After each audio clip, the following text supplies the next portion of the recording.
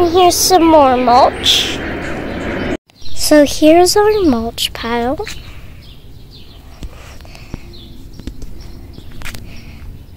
And here's over here where we have all of this, and we've been usually scooping it up from over here.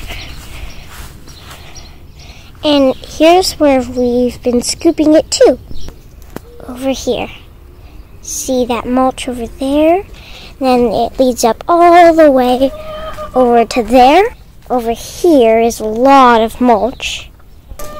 And if we go up the trellis, you can see that we almost reached the top. And then here's a lot of that mulch. It's a wave of mulch. If you go over here, you can see more mulch. And you can see some pomegranates. Here's some more mulch. Sorry, the airplane. And if we zip over here, we have way more mulch. Well, not more than that. And mulch there, all the way leading up over there, and over there. And that's pretty much it for this mulch. Hi folks, I wanted to talk about propagating Citronella plant, mosquito repellent plant, also known as citrosa geranium, because it's actually in the geranium family of plants, and it has a very citrusy smell when you crush the leaves.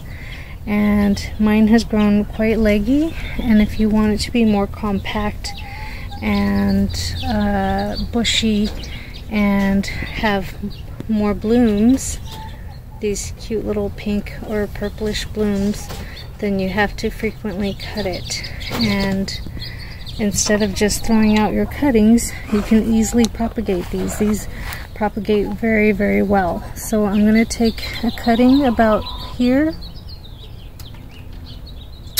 and another cutting about there, having about 4 or 5 inches, and plugging them directly into the soil, which I've already pre-watered. It just likes well-draining soil. It doesn't matter what kind of soil, so it's a very easy plant to propagate, according to my parents and other gardeners. So here we go. So I've cut 4 pieces, so that was about 6 or 7 inches off the top of the plant. So now it's not quite as tall. Here's the cut site, and here is the other cut site. And I'm going to put this in a area that gets quite a bit of sun, but evening shade. So that'll be good for it. And also you can benefit from what do you call it, a little cleanup here to get rid of the not so nice branches, the yellowing branches, and it should do pretty well. Water it every time the soil gets dry on the first inch or so of soil. And I don't even have to label it because I just stick it into the dirt directly. I didn't even use rooting hormone. And these need to be kept in the shade for a few days and watered well, and I think it will do fantastic, and I will show you the updates on it over time. So, and if it shows growth, then we'll know that like increase in height or leafing out, we'll know that it rooted at the bottom. And here I have my milkweed that's really gorgeous. It's red with orange on it, and it's just really beautiful to me, and I've kept it for over a year now, and it's grown taller and branched out, but I wanted to show you that after the bloom it starts to seed. So here it is. Here's the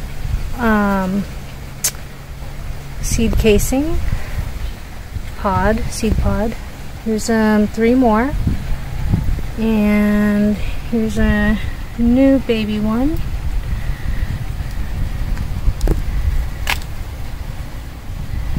And another one down there.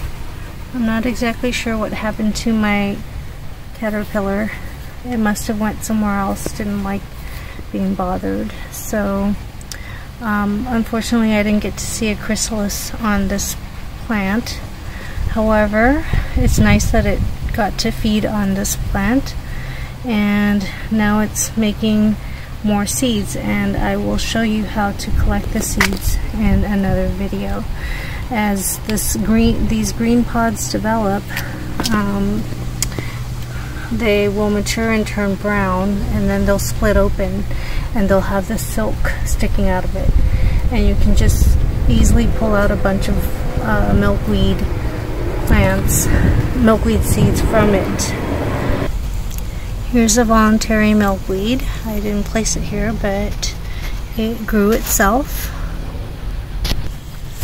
And here's another one underneath the hollyhock that volunteered itself. Here's a voluntary tomato that I didn't grow. It just came up on its own. And some amaranth, which I'm sure came from seeds from amaranth I was feeding the chickens. Over here are more amaranth that volunteered next to my cucumber, my Soho cucumber that I bought. That is growing. It's more than double what it was when I purchased it. Here's my very mature but very green, not flowering yet, milkweed. Because it's in the shade, I suspect it's not flowering very much. However, they said it's still an excellent food source for many insects, even if it doesn't have blooms, because lots of insects like to feed on it.